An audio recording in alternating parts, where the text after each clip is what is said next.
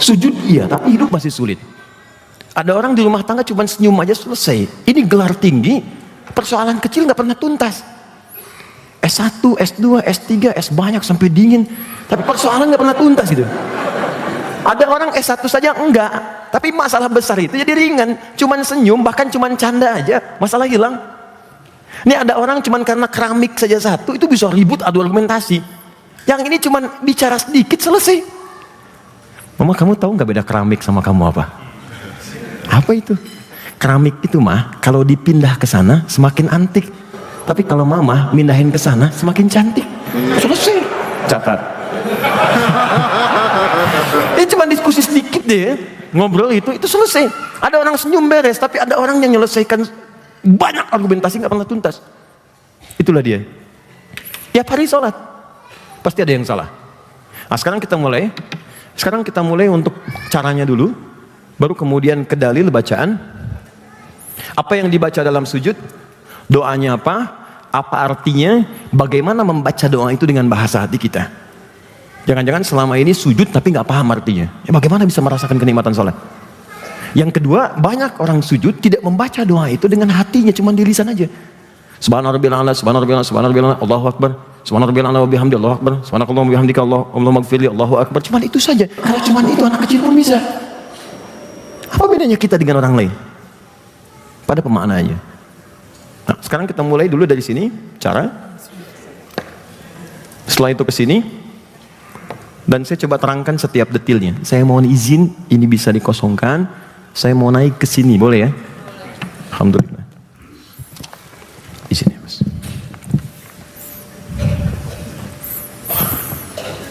Baik. Kelihatan saya? Kelihatan ya? Baik. Mohon izin sebentar ya. Saya mohon maaf kalau kemudian naik ke sini untuk memberikan contoh lebih baik. Mohon maaf ya. Bismillah. Izin sebentar. Perhatikan baik-baik. Nah, sekarang lebih kelihatan ya? Baik. Sujud posisinya akan dimulai dari setelahnya tidal, kemudian turun ke bawah. Nah, saya menghadap ke sini dulu ya. Ya teman-teman akhwat ya, mohon izin lihat sini, fokus. Saya mohon izin menghadapnya begini karena ukuran mejanya lebih panjang ke sini. Jadi bisa kelihatan. Lihat sini. Sami'allahu liman hamidah, kan? Selesai. Rabbana walakal hamd. Kita telah tuntaskan ini. Baik itu tangan yang ke sini ataupun yang ke sini, saya telah berikan argumentasinya di pertemuan lalu dan dua-duanya boleh. Kemudian setelah selesai Sami'allahu liman hamidah, Rabbana walakal hamd, kita akan mulai turun sujud. Perhatikan baik-baik. Satu, dalam posisi turun sujud, maka posisi kaki tidak berubah. Lebarnya masih selebar dengan bahu di sini. Ini tidak terlampau kemudian lebar, tidak terlampau rapat. Dalam posisi akan turun. Tidak harus merapatkan begini dulu sujud, tidak harus melebarkan kemudian sujud. Cukup biasa selebar dengan bahu. Jelas sampai di sini? Baik, nanti saya terangkan maknanya. Kemudian yang kedua, tahan sini. Kita akan turun sekarang. Allahu Akbar, bisa diucapkan Allahu Akbar dulu baru turun. Bisa turun dulu saat sujud mendekat Allahu Akbar, atau bersamaan saat akan turun Allahu Akbar. Dalam turun ini, perhatikan, ada dua anggota tubuh yang bisa kita gunakan untuk turun terlebih dahulu ke tempat sujud. Pertama, mulai dengan lutut. Ya, saya praktekkan. Kita turun. Lihat baik-baik. Allah. Ya, tadi kan lutut dulu. Jelas? Baru kemudian telapak tangan. Allahu Akbar. Saya ulang ya. Lutut terlebih dahulu. Ini. Turun. Lutut. Baru kemudian telapak tangan. Baik. Saya menghadap ke sebelah sini. Mohon izin. Gini. Lutut dulu. Tidak ada perbedaan laki-laki dengan perempuan. Semua sama. Lutut dulu. Gini. Baru kemudian telapak tangan. Baik. Jelas sampai sini? Baik. Yang kedua, bisa gunakan telapak tangan dulu ini. Oke, saya ulang. Gunakan telapak tangan, akan turun misal. Allah, telapak tangan ini. Baru kemudian lutut. Allahu Akbar. Jelas? Saya ulang. Gunakan telapak tangan dulu, turun. Telapak tangan begini. Baru kemudian lututnya seperti ini. Jelas sampai sini? Oke. Sekarang Ustadz, kalau pakai lutut boleh, pakai telapak tangan boleh. Apa dalilnya? Untuk yang pakai lutut, hadisnya ada di Abu Daud. Abu Daud nama aslinya Sulaiman dari Sijistan, dikenal dengan Sulaiman As-Sijistani. Maaf saya hapus ini, sudah ditulis dan saya hapus ya, nggak apa-apa, sana aja, tanggung. Ya, yang itu jangan dihapus ya. Oke, syukran jazakallah khair. Saya sudah tahu caranya. Satu, Abu Daud. Hadis riwayat Abu Daud. Abu Daud itu nama aslinya Sulaiman dari Sijistan, dikenal dengan Sulaiman As-Sijistani. Hafal 500.000 hadis. Dengan sanadnya, semua nama tersambung ke Nabi. Dan hafalnya bukan hafal biasa. Jadi setiap disebutkan tahu ini hadisnya sahih, dhaif, bermasalah, benar. Itu ringan sekali. Sampai Ibnu Qayyim Al-Jauziyah rahimahullah mengatakan, kalau ada Nabi Daud bisa melunakkan besi dengan tangannya, maka ini Abu Daud bisa melunakkan hadis dengan lisannya. Maka dikenallah kemudian dengan sebutan Abu Daud, Abu Daud, Abu Daud. Dari 500.000 ini, beliau mengumpulkan beberapa ribu hadis menjadi susunan fikih. Ada hadis, kalau kita baca, hadis itu khusus mengoleksi susunan fikih. Cara ibadah, cara wudhu, cara sholat, ya, cara mandi, cara macam-macam. Kitab hadis yang disusun dengan urutan fikih disebut sunan namanya. Sunan. Maka dikenal dengan nama Sunan Abu Daud. Ya, jilid yang pertama, halaman 222, nomor hadis 388. Paling kanan sebelah bawah.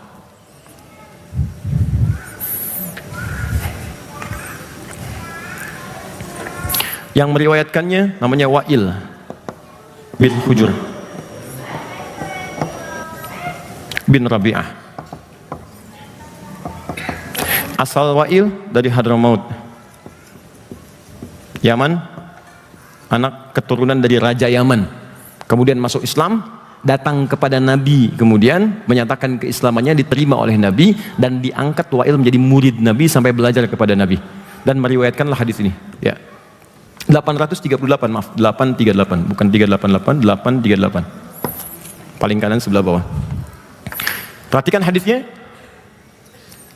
Ra'aitu Rasulullah sallallahu alaihi wasallam. Saya pernah melihat Rasulullah sallallahu alaihi wasallam idza sajada, apabila beliau akan sujud, fawadha'a rukbatayhi qabla yadayhi, maka beliau mendahulukan lututnya, kedua lututnya sebelum kedua telapak tangannya.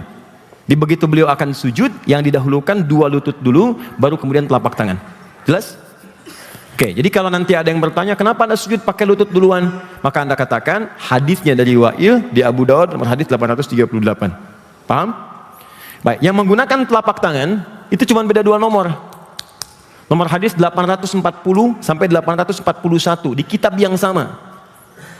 Periwayatnya sahabat Abu Hurairah. Nama aslinya Abdurrahman. Sebelum masuk Islam, nama aslinya Abdus Syams. Masuk Islam tahun ke-7 Hijrah. 3 tahun sebelum Nabi wafat. Penting saya tuliskan kalimat ini. 3 tahun sebelum Nabi wafat. Nomor hadis 840 sampai 841, paling kiri sebelah atas di kitabnya. Fokus ini. Kata sahabat Abu Hurairah radhiyallahu taala anhu, "Ra'aitu Rasulullah sallallahu alaihi wasallam." Saya pernah melihat Rasulullah sallallahu alaihi wasallam idza sajada, apabila beliau akan sujud, wada'a yadayhi qabla rukbatayhi, beliau meletakkan kedua telapak tangannya sebelum kedua lututnya. Bahkan pernah mengatakan, idza sajadta fala tasjud kama yabrukul ba'ir falyadha' yadayka qabla rukbatayk. Kalau kamu pengen sujud, jangan sujud seperti duduknya unta, dahulukan telapak tanganmu sebelum kedua lututmu. Jadi kalau yang menggunakan lutut menggunakan dalil yang ini, menggunakan telapak tangan menggunakan dalil yang ini. Timbul pertanyaan, Ustadz, kenapa kontradiktif? Satu lutut, satu telapak tangan. Bahkan hadis yang mengatakan dahulukan telapak tangan, jangan lutut. Yang satu mendahulukan lutut, jangan telapak tangan. Mana yang benar? Nah teman-teman, setelah diteliti, dikumpulkan hadisnya, ternyata tersimpulkan bahwa dua-duanya ini benar. Di awal masa sholat, Nabi itu lebih banyak sujud dengan menggunakan lututnya terlebih dahulu. Di awal-awal muncul perintah sholat. Tapi di akhir-akhir kehidupan beliau, sejak beliau mulai sepuh, ya kan? Usia 60 tahun, 61 tahun, 62 tahun, ya, sebelum beliau kembali kepada Allah, itu lebih banyak terlihat menggunakan telapak tangannya. Karena itulah Abu Hurairah kan baru masuk Islam tahun ke-7, 3 tahun sebelum Nabi wafat. Dan Nabi usia sudah 60 tahun. Saya mau tanya pada teman-teman, biasanya, maaf ya, ini umumnya, tidak semuanya. Biasanya kalau semakin sepuh, persoalan pertama ada di apanya? Lututnya. Oke? Baik, maka karena Nabi punya masalah dengan lutut, saat itulah ketika sujud dia gunakan telapak tangan. Maka wajarlah kemudian Abu Hurairah meriwayatkan hadis dengan telapak tangan. Sedangkan Wa'il itu masuk Islam lebih duluan dibanding Abu Hurairah. Dan Nabi di masa awalnya lebih banyak menggunakan lututnya. Akhirnya disimpulkan oleh ulama fikih, jangan lihat sepuh dan tidaknya. Toh barangkali ada yang muda pun terkena cedera di lutut, dia bisa menggunakan telapak tangannya. Jadi jangan disimpulkan kalau ada orang misalnya, mohon maaf ya, sujud menggunakan telapak tangannya, lantas Anda katakan, oh sepuh. Mas Ari sujud, Allahu Akbar, telapak tangan dulu, udah tua. Bukan. Mungkin itu nyaman bagi dia, jadi bebas, silakan. Mau pakai telapak tangan boleh, sujud boleh. Jadi kedua-duanya benar, yang salah yang menggunakan kepala duluan. Oke, satu ini. Ya, pindah hadis sekarang. Tolong bantu satu orang, boleh naik sini. Mas, Eca deh, nggak terlalu tinggi. Ini Mas. Mas Eca aja. Bentar. Waduh. Gak apa-apa. Silakan. Ya. Silakan. Gak sopan. Gak apa-apa. Silakan. Ayo. Bismillah.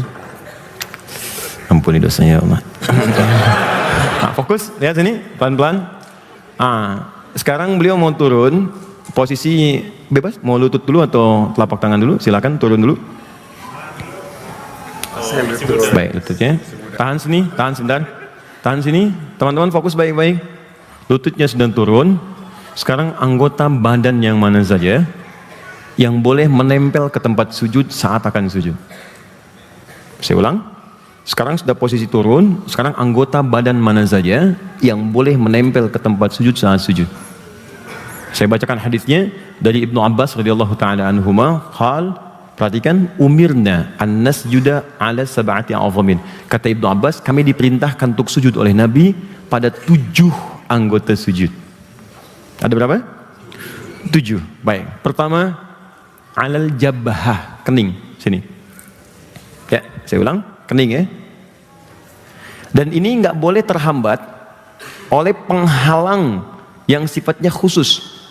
Bukan penghalang yang secara umum diperkenankan nggak ada masalah gitu. Ya, kayak misalnya, mohon maaf, mau kena dia, itu nggak ada masalah. Jadi kalau akhwat misalnya mau sujud, mau kenanya sampai ke sini itu nggak apa-apa. Ya, atau misalnya ada jilbab yang halus, ya, yang kainnya misalnya menutupi bagian kening ke tempat sujud itu nggak apa-apa. Karena zaman Nabi pernah ada orang, dalilnya di hadis Muslim, saat panas terik luar biasa, ada yang menghamparkan sapu tangan untuk bisa mengurangi rasa panas yang menempel kepada keningnya. Nah, sapu tangan ini itu dipahami oleh para ulama itu bagian yang normal, yang sekiranya bisa ditoleransi, yang tidak menghambat langsung kening dengan tempat sujud. Jadi kalau mau kenakan saat sujud masih terasa kan? Terasa menempelnya itu boleh. Kecuali ada bagian tertentu yang menghambat langsung antara kening dengan tempat sujud sehingga tidak terasa kemudian tekanan kepada keningnya. Contoh, peci misalnya. Fungsi peci pada asalnya itu untuk menutup rambut yang berlebihan, yang kalau sekiranya tidak ditutup itu bisa menempel menghalangi kening sehingga tidak terasa kenikmatan sujud. Kalau sekarang diteliti sama pakar itu di dalam bagian kening kita itu kayak ada titik God spot gitu. Yang kalau kemudian kita sujud, darah itu berkumpul di bagian otak yang paling dalam, kemudian di situ ada pergerakan-pergerakan yang bisa di MRI terlihat. Nah, itu kalau terhalang kemudian dengan benda tertentu, itu nggak sempurna kemudian perkumpulan titik itu di situ, dan perkumpulan darah yang bertemu di bagian otak yang dekat kepala kita yang paling depan. Jelas sampai sini? Nah, karena itu peci itu bukan syarat sah sholat. Jadi kalau diantara teman-teman memang nggak ada rambut sama sekali, nggak pakai peci pun nggak apa-apa. Akhi silahkan jadi imam, saya nggak enak nggak pakai peci gitu. Nggak. Ini bukan syarat. Tapi kalaupun pakai peci, jangan sampai peci dipakai rambut keluar. Jelas ya? Sama dengan akhwat juga, jangan sampai pakai jilbab tapi rambutnya keluar gitu. Ya? Jelas ya? Maka pakai, sesuaikan, dan saat sujud mau sholat usahakan sedikit buka sehingga keningnya ini bisa tertempel di tempat sujud. Ya, Mas Eca pakai peci misalnya kan, kemudian topi atau ini kupluk, gak apa-apa, silakan pakai kupluk. Ya, di Timur Tengah, di Eropa kalau dingin kadang-kadang orang pakai kupluk gitu, gak ada masalah. Ya, ini kan hanya sesuatu yang menutup saja.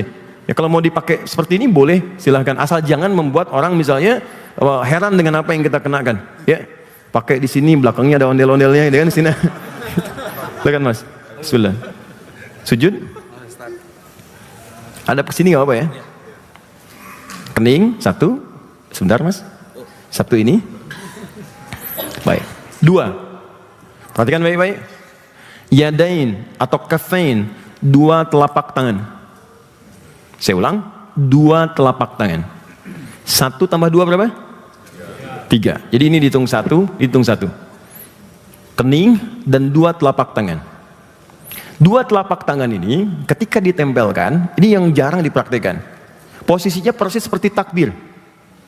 Jadi tidak terlampau rapat begini, tidak terlampau lebar begini. Mengurai saja seperti ini, biasa. Tidak rapat begini, tidak lebar begini, mengurai biasa. Dan posisi lebar di sini itu selebar saat takbir. Jadi tidak terlampau lebar begini, tidak terlampau rapat ke sini.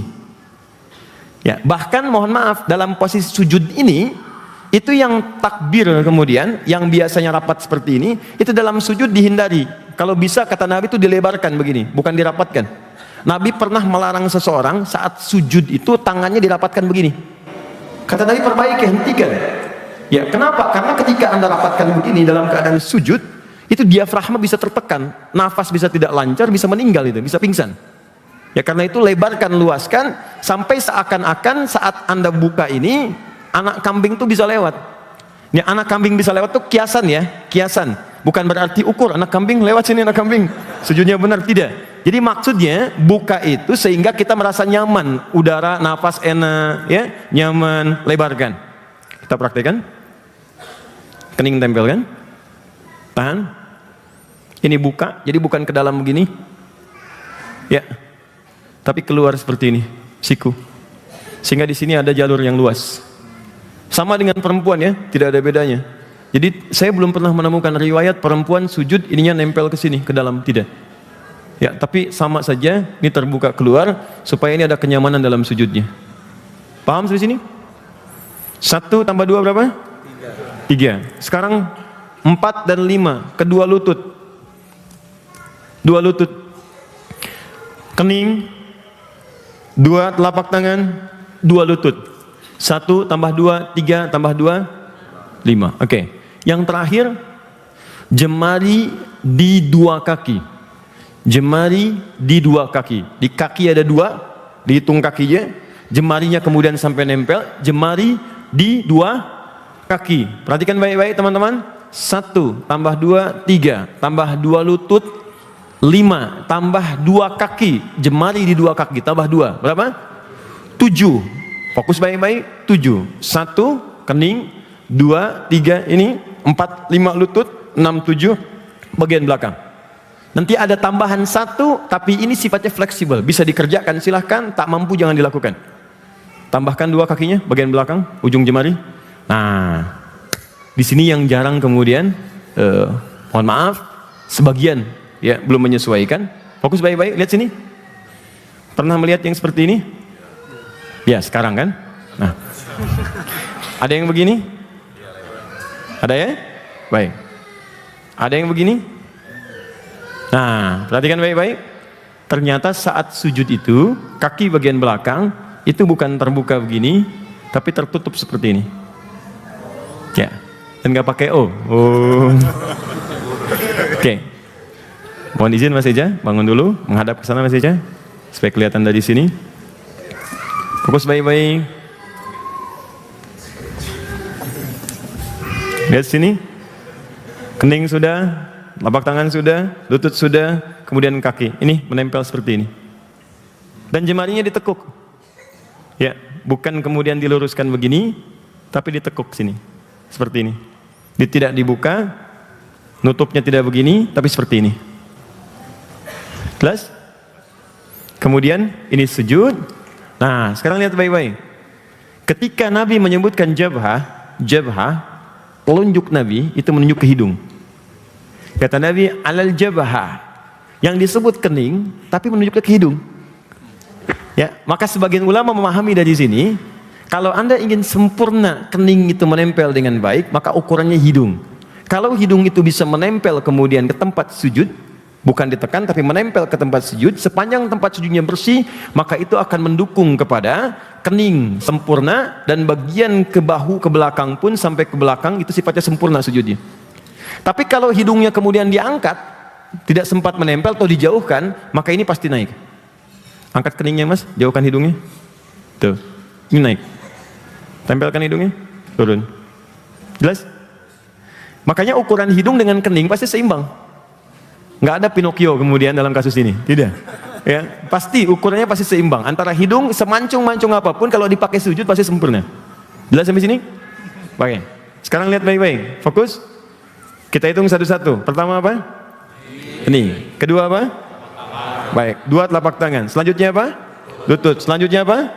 Jemari di dua kaki. Ukurannya satu lagi tambah apa? Hidung. Perhatikan baik-baik. Kalau sujudnya benar, pertama kali pasti akan merasa pusing. Disesuaikan dulu, enak gitu. Jadi begitu Anda turun, pusing nggak? Pusing. Ya. Sujudnya nggak benar tuh. Baik, alhamdulillah. Anda sini. Gantian? Oh, oke. Siap. Fokus, pelan-pelan. Sujud lagi. Lihat sini. Perhatikan baik-baik. Kalau sudah turun seperti ini, jangan dulu baca doa. Doa bukan dibaca saat Anda baru turun langsung baca. Kadang-kadang ada yang baru turun sudah subhanarabbiyal a'la. Subhanarabbiyal a'la bihamdi, subhanarabbiyal a'la bihamdi, subhanarabbiyal a'la, langsung bangun lagi. Tidak, teman-teman, biarkan ini turun dulu. Biarkan darah mengalir dulu dengan lancar. Biarkan tenang dulu supaya kita merasakan kenikmatan. Pernah dengar tumakninah? Tumakninah itu ketenangan yang dilahirkan dari gerakan ibadah. Di begitu Anda sujud, tenangkan dulu, nyaman dulu. Setelah nyaman, merasa tenang, baru Anda bacakan subhana rabbiyal a'la wa bihamdi. Paling singkat subhana rabbiyal a'la. Kalau mau doa yang dari Sayyidah Aisyah, subhanakallahumma wa bihamdika Allahumma ighfirli.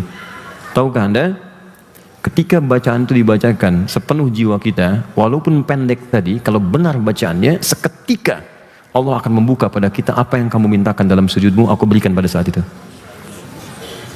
Nah, bangun sebentar Mas. Tahan. Sampai di sini bisa dipahami? Kalau sudah paham, saya akan tutup dengan menjelaskan makna doanya. Setelah itu kita diskusi sebentar dan coba kita amalkan dalam sholat kita. Pasti ada perbedaan. Oke, boleh istirahat sebentar? Nggak apa. Jazakallah khair. Apa bacaan sujud? Baik. Subhana rabbiyal a'la. Oke, ada 3 jenis bacaan. Saya ulang, ada 3 jenis bacaan. Satu, yang pendek. Subhana rabbiyal a'la. Sampai situ. Subhana rabbiyal a'la.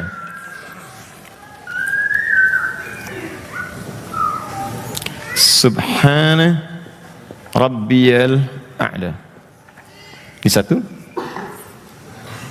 Yang kedua, ini ditambah wa bihamdi, boleh. Pernah dengar subhana rabbiyal a'la wa bihamdi? Pernah dengar? Oke. 3. Dari Sayyidah Aisyah, subhanakallahumma wa bihamdika Allahumma firli. Ini ada tambahan lagi setelah ini, Allahumma firli. Ya. Sekarang perhatikan baik-baik. Banyak orang yang membaca ini berulang-ulang, tapi sayang tidak dibacakan seperti yang Nabi inginkan. Sehingga peluang terkabulnya doa setelah itu tidak datang secara sempurna. Teman-teman, doa ini Ini baru doa pembuka, belum ke permintaannya. Dan saya sangat sayangkan sekali, ada orang yang cuma baca sampai sini langsung bangun. Subhana rabbiyal a'la wa bihamdi, bangun. Rabbighfirli warhamni wajburni warfa'ni, dan seterusnya. Sayang. Kan Allah tawarkan tadi di Quran surah 48 yang kita tulis, ayat 29. Kata Allah, kalau sedang Anda sujud, minta sebanyak-banyaknya. Nah, cara membuka permintaan itu, ilustrasinya begini. Itu di pintu itu, di balik pintu itu ada segala yang kita inginkan. Kita tinggal minta. Cuman nggak mungkin masuk ke situ kalau nggak kita buka dulu pintunya. Untuk membuka pintu itu, ini doanya. Subhana rabbiyal a'la, kita buka. Setelah dibuka, jangan cuma diliatin, tapi minta apa yang diinginkan di balik pintu itu. Nah, sayangnya ada yang sudah buka pintu malah ditinggalkan pintunya. Jelas ya? Dia bacakan kemudian kalimat ini, tapi dia nggak mintakan doanya. Nah, sekarang bagaimana cara membacakan doa ini supaya pintu-pintu kebaikan tadi dibukakan oleh Allah Subhanahu wa taala? Sekarang yuk kita lihat pelan-pelan. Satu, kita analisis kalimatnya. Subhana Rabbi al-a'la. Satu. Dua, wa bihamdi. Tiga, Allahumma ghfirli. Dua, tiga. Kalau Anda bisa bacakan ketiga-tiganya, ini lebih bagus. Satu, kata subhan tidak disebutkan dalam Al-Quran termasuk hadis kecuali menunjuk pada satu keadaan yang tidak sesuai dengan sifat atau keagungan Allah. Misal, ada orang berkata, Tuhan punya anak ya. Dijawab oleh Allah, subhanallah, itu nggak benar. Karena nggak sesuai dengan sifat Tuhan. Jelas? Quran surah kedua ayat 116. Wa qalu takhadzallahu walada. Mereka berkata Tuhan punya anak. Subhanah, itu nggak benar. Dulu Abu Jahal, Abu Lahab itu pernah menyoal Nabi. Kata mereka, Muhammad Tuhanmu gila. Masa bisa memperjalankan hambanya dari Masjidil Haram ke Masjidil Aqsa cuma semalam dan balik lagi. Waktu itu belum ada teknologi. Mustahil katanya. Maka turun Quran surah 17 ayat pertama. Subhanalladzi asra. Yang kalian tuduhkan nggak benar. Tuhan bisa melakukan apapun di luar batas kuasa kita. Subhan. Nah sekarang kalimat subhanallah, kalimat subhan kalau dibacakan oleh kita, itu artinya menunjuk semua aktivitas kita yang kadang-kadang bertentangan dengan keinginan Allah. Coba kalau sedang sibuk, jeda syuting, padahal ada waktu untuk sholat, tiba waktu sholat, didahulukan dulu sholatnya atau diabaikan sholatnya? Sebab kalau kerja, sedang kerja depan komputer, ada proyek, tiba-tiba ada panggilan, Allahu Akbar, Allahu Akbar. Sebetulnya kita bisa tunda dulu itu, kemudian sholat. Tapi ada di antara sebagian kita, atau bahkan teman-teman muslim, lebih mendahulukan pekerjaan dunia dibandingkan dengan panggilan Tuhan. Makanya ketika Anda mengucapkan kalimat subhanallah, coba ingat-ingat apa sih perintah-perintah Allah, keinginan-keinginan Allah yang kadang-kadang kita abaikan pada saat itu. Manusia ini aneh.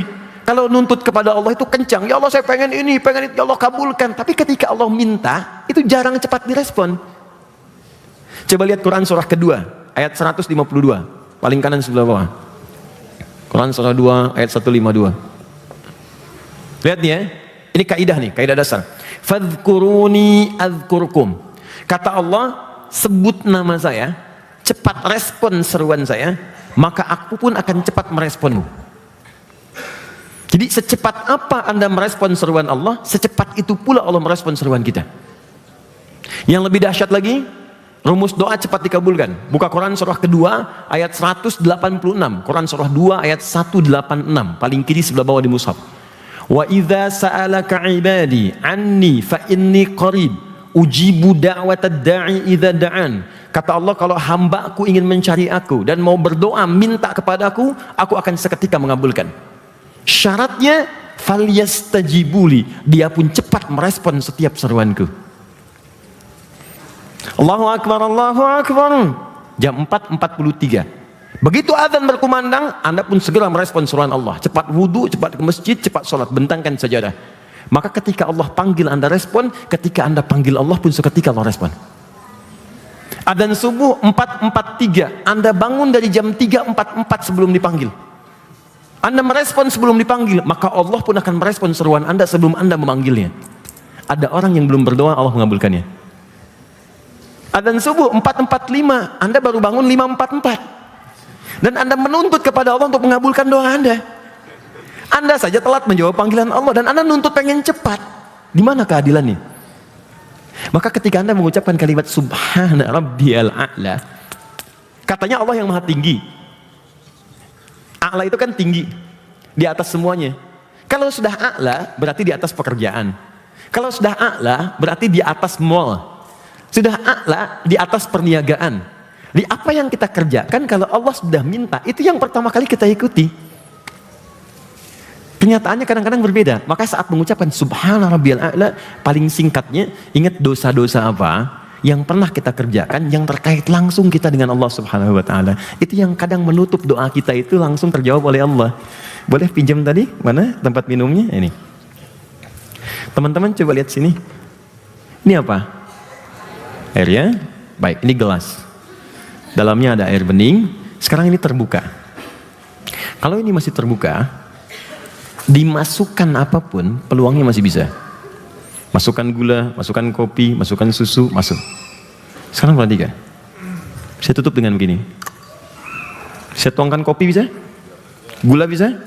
Tidak. Susu tidak. Kenapa? Karena ada penutupnya. Banyak doa tidak terkabul, bukan karena Allah tidak mengabulkan. Karena yang berdoa menutup dirinya dengan Allah dengan tutupan seperti ini yang disebut dengan maksiat atau dosa.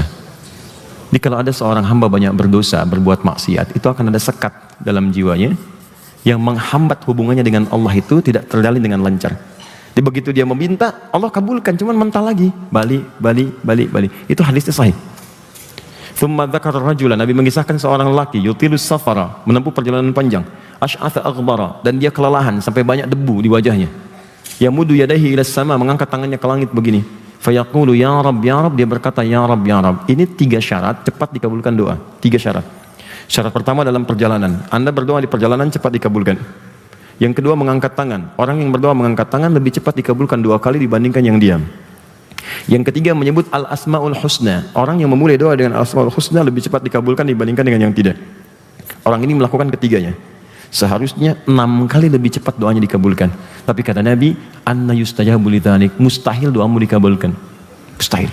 Padahal sudah mengangkat tangan, baca al-asma'ul husna. Kalau kita katakan sudah ke Mekah, di depan Ka'bah, tangan diangkat, belum dikabulkan juga. Kata Nabi mustahil. Kenapa? Famat'amu haram, karena pakaiannya haram. Makanannya haram, masyrabu haram, minumannya haram, malbasu haram, pakaiannya haram, wa ghudhiya biharamin, dan perangkat hidupnya haram. Coba ingat-ingat, kalau ada sekian doa yang belum terkabulkan, barangkali ada sekat yang belum dibukakan. Maka dari itu, sujudlah taubat kepada Allah ketika mengucapkan Subhana Rabbiyal A'la, maka rasakan dengan bahasa hati sambil kita taubat kesalahan apa yang telah diperbuat selama ini dengan Allah. Kapan Anda mulai kemudian datang ke majlis ta'lim? Dulu kemana saja? Kapan Anda mulai sholat? Dulu kemana saja? Kapan Anda mulai berhijab? Dulu kemana saja? Sudahlah kita menangisi keadaan kita yang lalu supaya tidak ditampakkan di akhirat nanti di hadapan seluruh langit dan bumi. Sudahkah kita bertobat dari dosa kita kepada kedua orang tua? Sudahkah kita bertobat dari dosa kita kepada anak-anak kita sendiri yang belum kita rawat dengan baik? Belum dengan tetangga, belum dengan yang lain. Maka ketika sujud, minta sama Allah, ya ampuni dosa saya. Subhana Rabbiyal A'la, minta ampun. Maka ketika Anda sudah diampuni oleh Allah pada saat itu, maka akan dibukakan oleh Allah semua pintu-pintu kebaikan, termasuk yang belum pernah Anda dapatkan seketika bisa dikabulkan. Karena itulah Anda ucapkan, wa bihamdihi, saya puji Engkau ya Allah, Allahumma gfirli, ya Allah ampuni saya. Kenapa kalimat ini muncul? Dikaitkan dengan kalimat subhan. Jadi kalau sudah Allahumma gfirli, ya Allah mohon ampuni saya. Nah, di dalam Al-Quran ada rumus. Ini yang terakhir saya sampaikan. Rumusnya ada di Quran surah ketiga ayat ke-31, paling kiri sebelah atas. Surah 3 ayat 31. Ini keterangan ini akan Anda jarang temukan di beberapa referensi. Quran surah 3 ayat 31. Perhatikan baik-baik. Qul in kuntum tuhibbunallaha fattabi'uni yuhibbukumullah. Ini rumusnya. Wa yaghfir lakum dzunubakum. Katakan Muhammad kepada umatmu, jika kalian serius mencintai Allah, maka ikuti aku, maka Allah akan mencintaimu. Sekarang perhatikan rumusnya. Ketika Allah mencintai seorang hamba, Maka yang pertama diberikan oleh Allah, perhatikan rumusnya, wa yaghfir lakum dzunubakum, Allah akan ampuni semua dosa-dosanya. Masya Allah teman-teman sekalian.